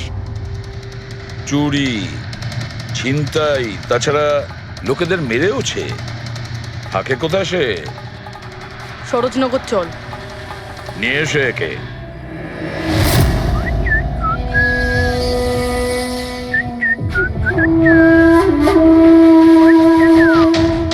মালা, একটা ফুলের মালা আমাকেও একটু পরাও। আচ্ছা বলো, বিয়ে কবে করছো? বিয়ে? আর তোকে? আমার এতটাও খারাপ সময় আসেনি যে তোকে বিয়ে করতে হবে। কেন? তুই এতটাই খারাপ দেখতে যে তোর বাড়ির আয়না ভয় পেয়ে যায় তোকে দেখে। কিন্তু তোমার বাড়ির আয়না তোমার জন্য কবিতা বলে, এটা আমি খুব ভালো করে জানি। আরে তোর হাতে আবার কি হলো? আরে কিছু না, শত্রুর সাথে যুদ্ধ করতে গেলে এরকম চোট লেগেই থাকে মালা দেবী। নাটক করিস না, বল কি হয়েছে? ব্যাপারটা এই যে আমি হেঁটে হেঁটে যাচ্ছিলাম, হঠাৎ করে দেখলাম একটা বুড়ি মহিলা রাস্তা পেরোনোর জন্য এগোচ্ছিল। তখনই উল্টো দিক থেকে একটা মোটরসাইকেল খুব জোরে, খুব স্পিডে, ১০০ স্পিডে ওর দিকেই এগোচ্ছিল। যখনই মোটরসাইকেল ওই বুড়ি মহিলাকে ধাক্কা মারতে যাচ্ছিল, মাঝখানে পৌঁছে গেলাম আমি আর বাঁচিয়ে নিলাম ওকে। আচ্ছা, তুই এতটাই সাহসী? আমি কি কি ভালো পারি সে ব্যাপারে তো তুমি এখনো জানোই না। আচ্ছা বল, আর কি কি গুণ আছে তোর মধ্যে? আমার ভালো গুণগুলো হলো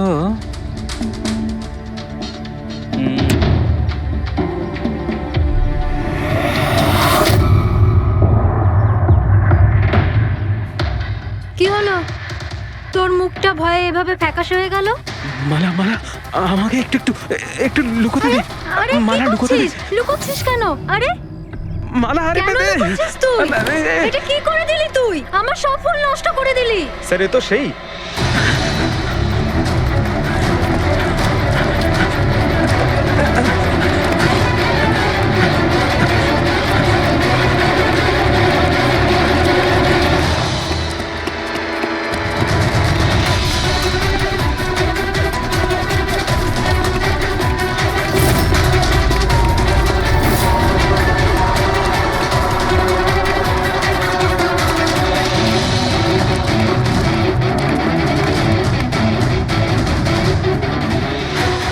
পালিয়ে গেছে মনে হয় স্যার। যাবেটা কোথায়?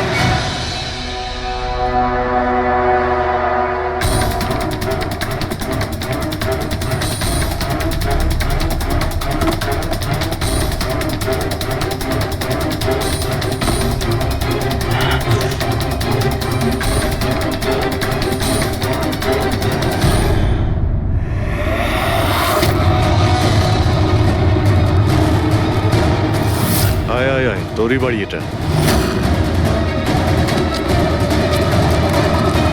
দৌড়াচ্ছিস কোথায়? হ্যাঁ, সিআইডি থেকে পালানো তো সহজ নয়।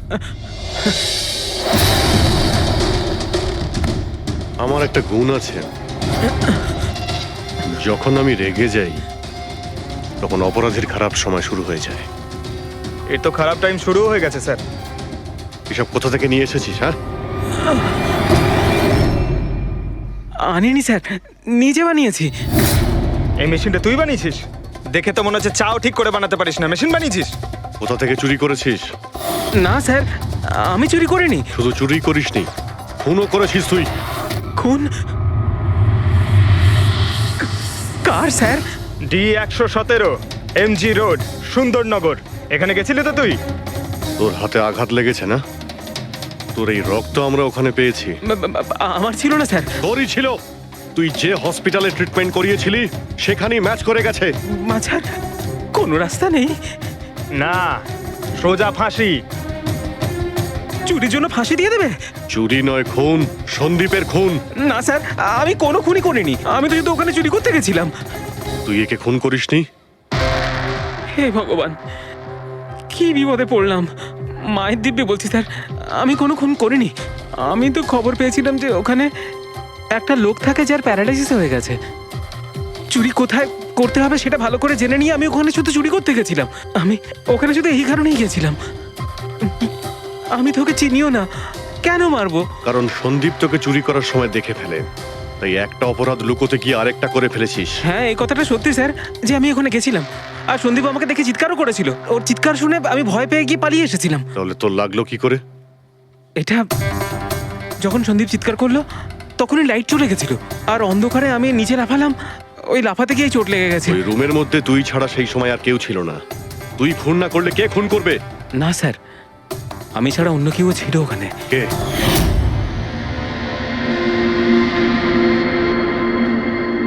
কে? কে তুমি? হ্যাঁ, অন্ধকারে মুখটা তো ঠিক দেখতে পাইনি, তবে ওর ঘড়িটা চকচক করছিল। ঘড়ি?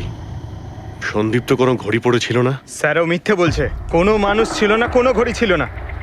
কেউ ছিল কি ছিল না তার উত্তর তো ওই দিতে পারবে। জ্ঞান, উনি আজ কেমন আছেন? স্যার আগের থেকে বেটার, কিন্তু আজকে কিছু জিজ্ঞাসা করতে চান ওনাকে? শুরু করি। শিওর স্যার, কিন্তু আপনারা যা জিজ্ঞেস করতে চান একটু স্লোলি জিজ্ঞাসা করবেন স্যার, যাতে উনি আপনাদের এক একটা শব্দ বুঝতে পারেন স্যার। হ্যাঁ, জ্ঞানবাবু, এ রমেশ, এ একজন চোর। যে রাতে সন্দীপ বাবুর খুন হয়েছিল ও এখানে চুরি করতে এসেছিল। ও বলছে যে সেই রাতে এখানে অন্য কাউকে দেখেছিল।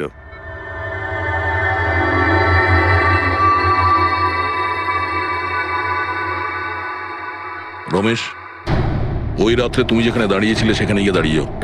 হ্যাঁ স্যার, স্যার আমি এই দিক দিয়ে ঢুকেছিলাম আর এখানে এলাম, আর তারপর আমি এদিকে দেখলাম, আর যখনই আমি এখানে পৌঁছালাম দেখলাম সন্দীপ ওখানে দাঁড়িয়ে আছে। আমি ভয় পেয়ে পেছন দিকে ঘুরলাম আর তখনই কারেন্ট চলে গেল। এখানে দাঁড়িয়েছিলে মানে উনি নিশ্চয়ই তোমাকে দেখেছেন। আচ্ছা, ও কি এখানে ছিল?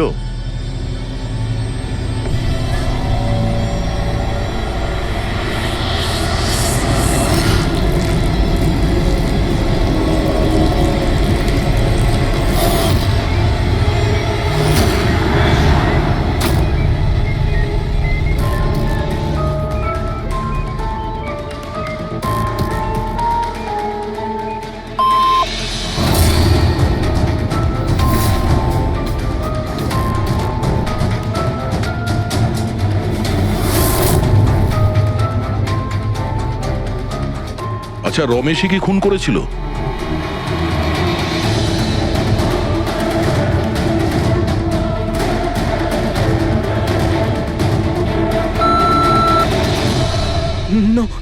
স্যার নো মানে না স্যার, আমি বলেছিলাম না আমি মারিনি স্যার।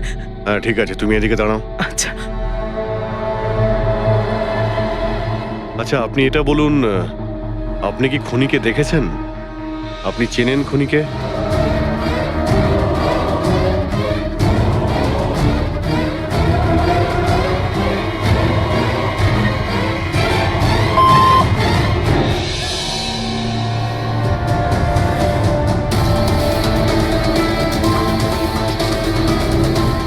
আচ্ছা, খুনি এই মুহূর্তে এই রুমে আছে?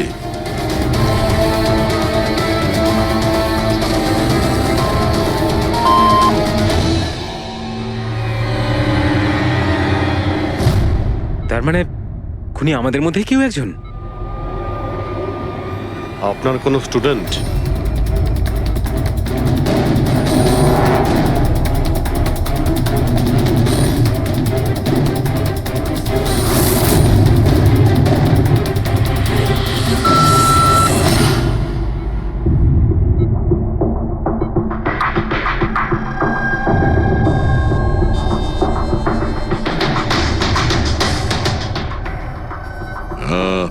নার্স কিংবা ওয়ার্ড বয়? এসবের মধ্যে আপনারা আমাকে কেন টানছেন? আপনি যদি কিছু করেই না থাকেন, আপনি ভয় পাচ্ছেন কেন?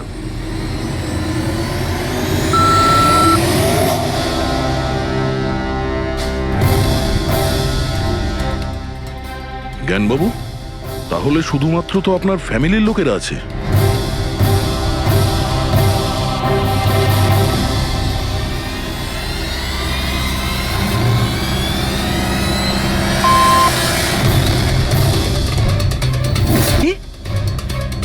বাবা তুমি এসব কি বলছো? হ্যালো, রিল্যাক্স, ওখানে দাঁড়িয়ে থাকো, যাও ওখানে দাঁড়িয়ে থাকো। আচ্ছা এটা বলুন, আপনার ছেলেই কি খুনি?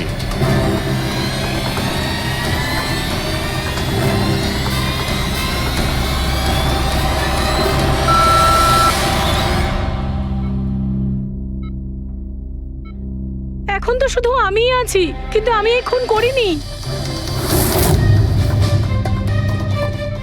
জ্ঞানবাবু, আচ্ছা জ্ঞানবাবু, রিনা খুনি?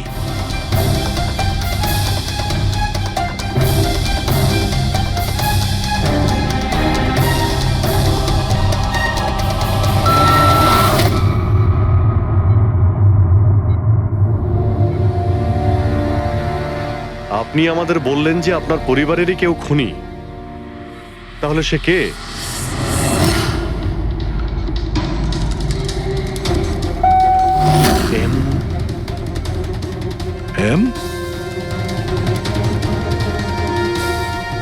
আপনাদের মধ্যে কার নাম এম থেকে শুরু হয়?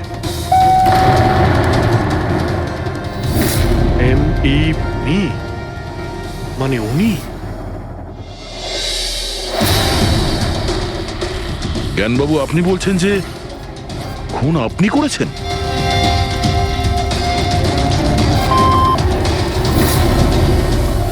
বুঝতে পারছি না ইনি কেন আমাদের সঙ্গে এরকম খেলা খেলছেন।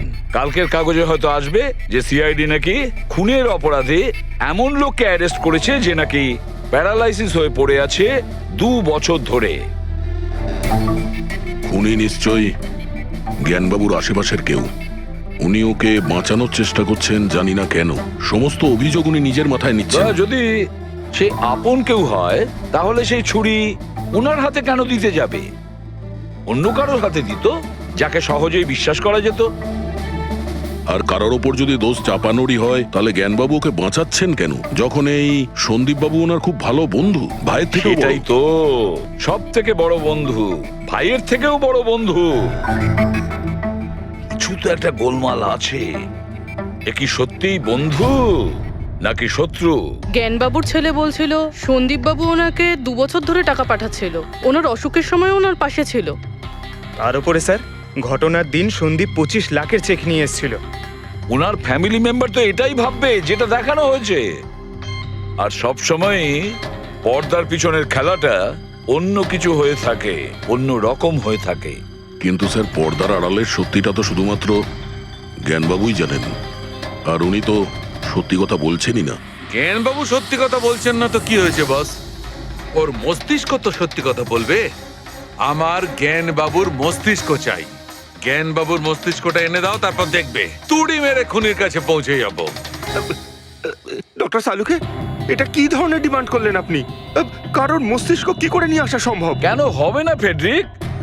এই কেসে ওনার মস্তিষ্ক তো ওকে এনে দিতেই পারি আমরা।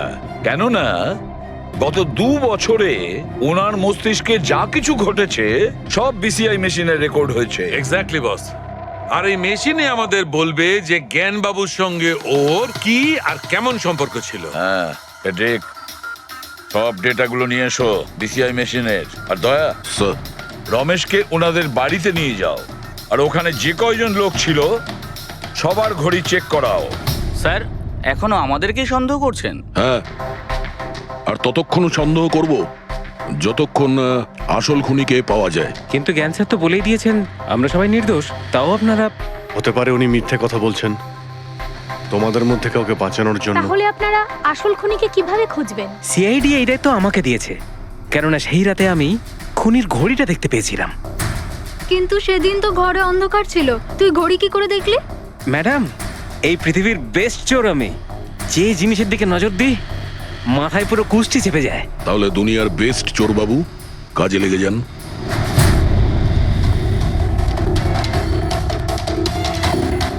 সস্তা, টেকসই, সুন্দর, 11,000 টাকা। না, এ নয়।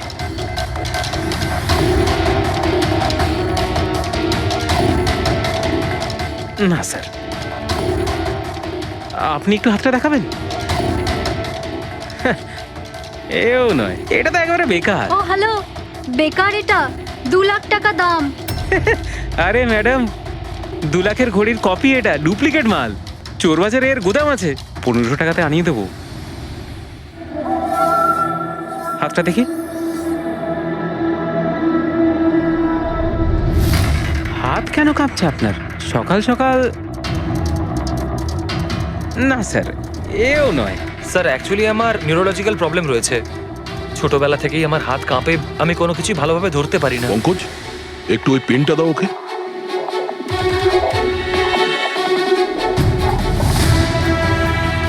ঠিক করে ধরবেন আপনি। এ তো পেনটাও ধরতে পারছে না। স্যার, অ্যাকচুয়ালি জ্ঞান স্যার আমার এই প্রবলেমটাই সলভ করতে চেয়েছিলেন। উনি এর সাথে রিলেটেড রিসার্চও করছিলেন, কিন্তু হয়তো ভাগ্যের সম্মতি ছিল না এতে। আর জ্ঞান স্যারের গাড়ির অ্যাক্সিডেন্ট হয়ে গেল। ভরসা রাখো, এর কোনো না কোনো চিকিৎসা তো হয়েই যাবে। তুমি দেখো বাকিদের ঘড়িগুলো। না স্যার, এদের মধ্যে কারোর ঘড়িই নয়। কারোর কাছেই নেই? হতে পারে খুনির কাছে 1-এর থেকে বেশি ঘড়ি আছে। ওই দিন ও যে ঘড়িটা পড়েছিল আজ ওটা পড়েনি। হায় ভগবান, আপনি এখনো সন্দেহ করছেন? পঙ্কজ, এই রমেশকে নিয়ে যাও। পৃথিবীতে যত ঘড়ি আছে, যত মডেলের রয়েছে, সবগুলো দেখাও ওকে। স্যার, যত ঘড়ি আছে, যত মডেল আছে, সব? তবেই তো জানা যাবে খুনি কোন মডেলের ঘড়ি পড়েছিল। এক মিনিট, একটু এদিকে আয়, এদিকে আয়।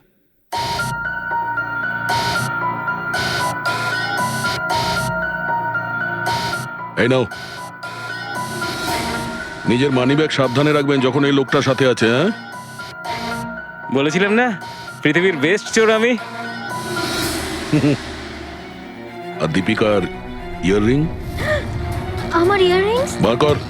স্যার, আপনি এটাও দেখে ফেলেছেন? সিআইডি থেকে কিছু লুকোনো যায় না। হ্যাঁ, যা। আয় বেস্ট চোর, এদিকে আয়। আপনারা এটা বলুন যে এই জ্ঞানবাবু আর সন্দীপের মধ্যে কোনো কি প্রবলেম চলছিল? স্যার, খুব ভালো সম্পর্ক ছিল। তাহলে জ্ঞানবাবু সন্দীপবাবুর খুনের অভিযোগ নিজের মাথায় নিলেন কেন? ওনাদের দুজনের ভেতরে কোনো টেনশন হয়েছিল? না স্যার, কোনো টেনশন তো ছিল না, কিন্তু একটা বিষয় নিয়ে তর্ক হচ্ছিল। অ্যাক্সিডেন্টের ঠিক আগে ওনার বিসিআই মেশিনটা একটা পয়েন্টে এসে আটকে গেছিল, আর কোনো রকম সলিউশনও পাওয়া যাচ্ছিল না। এই জন্য জ্ঞান স্যার সবসময় বিরক্ত থাকতেন আর খুব রাগও করতেন। হ্যাঁ স্যার, যখন সন্দীপ আঙ্কেল বাবাকে বলেছিলেন যে আপনি চিন্তা করবেন না, দেখবেন সব ঠিক হয়ে যাবে, তখন বাবা ওনার উপরও রেগে গেছিলেন। হ্যাঁ স্যার, এর জন্য হয়তো উনি জোরে গাড়ি চালাচ্ছিলেন আর অ্যাক্সিডেন্টটা হয়ে গেছে। এক মিনিট। যদি এই অ্যাক্সিডেন্টটা বিসিআই মেশিন তৈরি হওয়ার আগেই হয়েছিল, তাহলে এই বিসিআই মেশিনটা কাজ করছে কি করে? স্যার, সন্দীপ আঙ্কেল সেটা কমপ্লিট করেছিলেন। সন্দীপ বাবু? কিন্তু উনি তো কোনো সায়েন্টিস্ট ছিলেনই না। হ্যাঁ, কিন্তু জানি না স্যার, সন্দীপ আঙ্কেল ওই মেশিনের সব সমস্যাগুলো ঠিক করে দিয়েছিলেন স্যার। আর বাবার অ্যাক্সিডেন্টের 1 মাস পরেই ওটা কাজ করতে শুরু করে দেয়, আর প্রজেক্টও সাকসেসফুল হয়েছে স্যার। অদ্ভুত ব্যাপার, এটা কি করে হতে পারে? একজন নন সায়েন্টিস্ট এরকম কমপ্লিকেটেড মেশিন কি করে চালু করতে পারে, যেটা ওনার মতো বৈজ্ঞানিকই শুরু করতে পারেননি? বোধহয় আন্দাজি করে ফেলেছিলেন।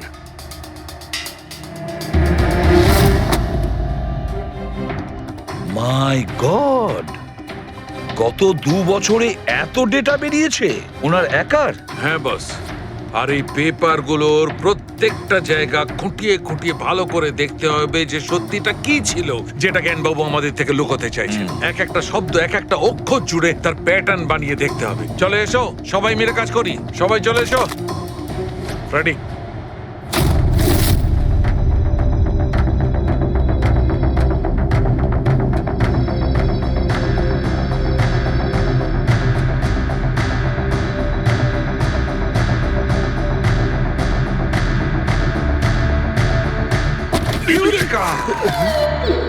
কি হলো স্যার, কি পেলেন? জানতে পারা গেছে যে আসলে ওই রহস্যটা কি, আর এই রহস্যে আছে একটা ভিলেন।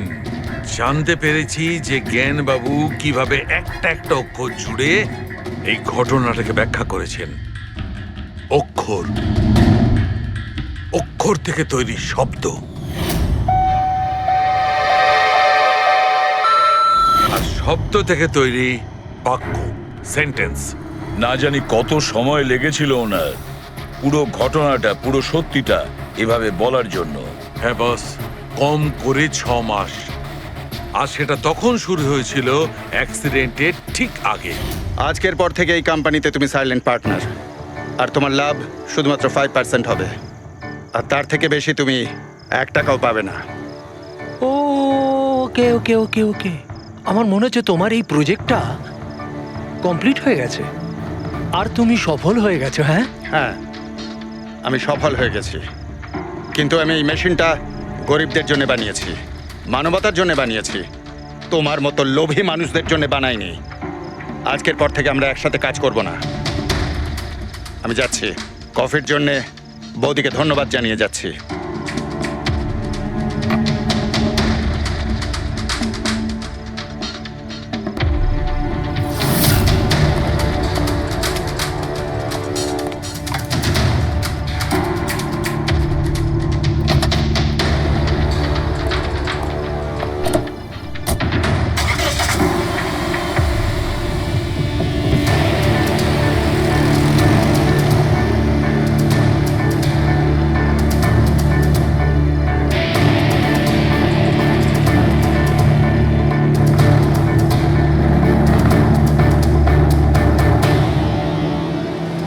কি হলো? হঠাৎ করে গাড়ি ব্রেক ধরছে না কেন? ব্রেক ছুঁয়ে কি হলো?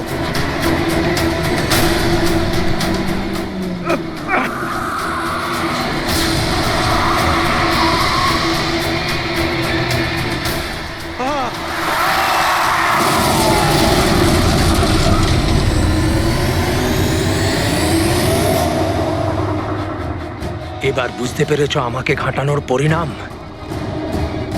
আমাকে তুমি 5% দিতে যাচ্ছিলে, তাই না? এবার দেখো, আমি তোমাকে 5% দেব সারা জীবনের জন্য।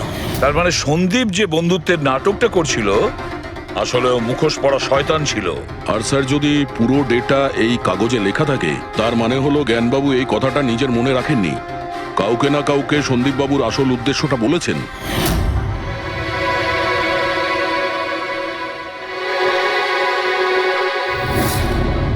আর উনি এই ব্যাপারে যে বা যাকে সত্যিটা বলেছিলেন সেই হলো অপরাধী, সেই হলো সন্দীপের খুনি। কিন্তু স্যার, যদি খুনি জ্ঞানবাবুর হয়ে প্রতিশোধ নিতে চাইতো, তাহলে খুনি ছুরিটা জ্ঞানবাবুর হাতে কেন ধরালো? ওনাকে ফাঁসাতে চাইছিল? না পুরবি, আমার তো মনে হয় না। খুনি ওনাকে সান্ত্বনা দিতে চেয়েছিল, যে এটা বোঝাতে চেয়েছিল যে দেখুন, আমি আপনার হয়ে সন্দীপকে মেরে ফেলেছি, আপনার প্রতিশোধ আমি নিলাম। আর তাকে বাঁচানোর জন্য জ্ঞানবাবু পুরো অভিযোগ নিজের উপর নিয়ে নিয়েছেন। দয়া, খুনির কাছে পৌঁছানোর একটাই রাস্তা আছে, সেই ঘড়িটা রিস্ট ওয়াচ, যেটা রমেশ দেখেছিল।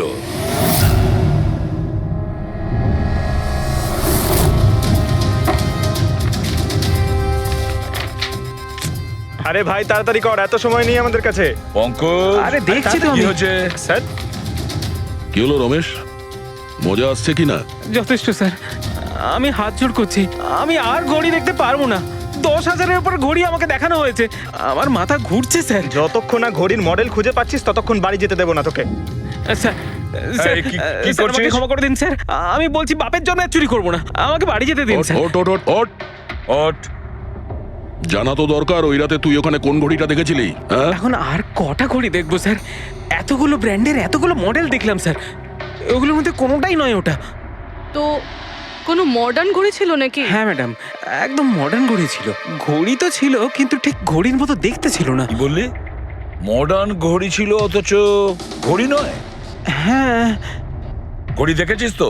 ড্রয়িং করাতে পারবি? ঠিক আছে, পুরবি একে দিয়ে স্কেচ বানাও। স্যার, হ্যাঁ, স্যার এইটা।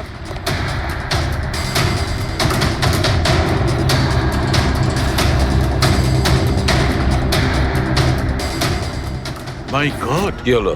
1 মিনিট বস, একদম জ্যাকপট লেগে গেছে। রমেশ, এদিকে এসো। ওকে, মন দিয়ে দেখো, এই ঘড়িটাই ছিল।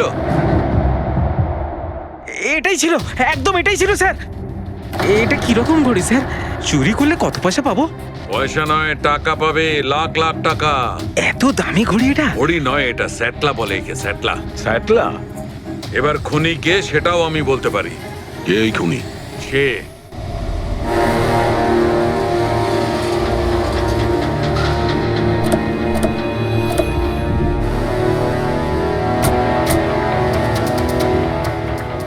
আপনি একটু আপনার হাজবেন্ডকে ডাকুন। কিন্তু আপনারা কারা? আপনি ডাকুন না ওনাকে, উনি চেনেন আমাদের। সোনু, সোনু একটু বাইরে এসো, কারা দেখা করতে এসেছে?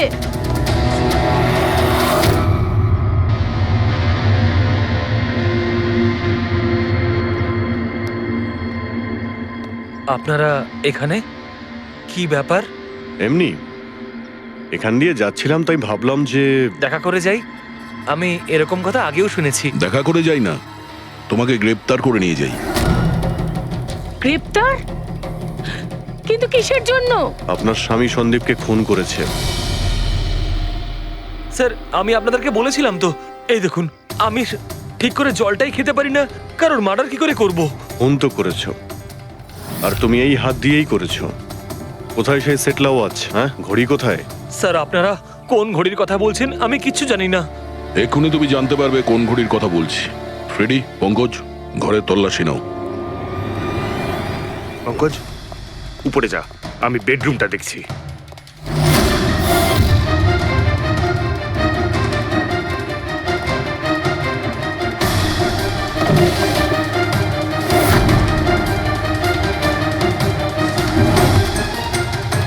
কিচ্ছু নেই।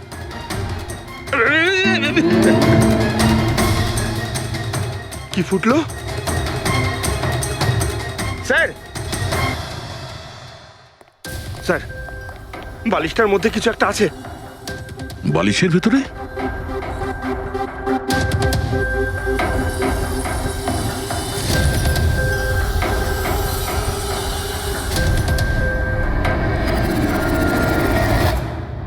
তাই তো, ঘড়ির মতো দেখতে। হ্যাঁ। এই ঘড়িটা কার? আর এই বালিশের ভেতরে কি করছে? আমি কি করে জানবো? যে দোকানদারের থেকে বালিশটা কিনেছিলাম তারই হবে। বড় এটা।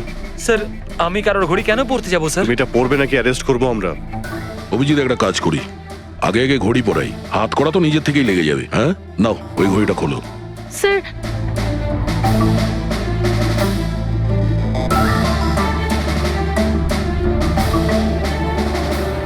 আরে বাহ, দেখো এর হাত কাঁপা বন্ধ হয়ে গেছে। হ্যাঁ স্যার, তো চমৎকার হয়ে গেল, এর হাত কাঁপা থেমে গেল। এটা কোনো চমৎকার নয়, এটা সায়েন্স। এবার দেখো এই ঘড়িটা পরার পরে সোনু কত সহজে খুন করতে পারে।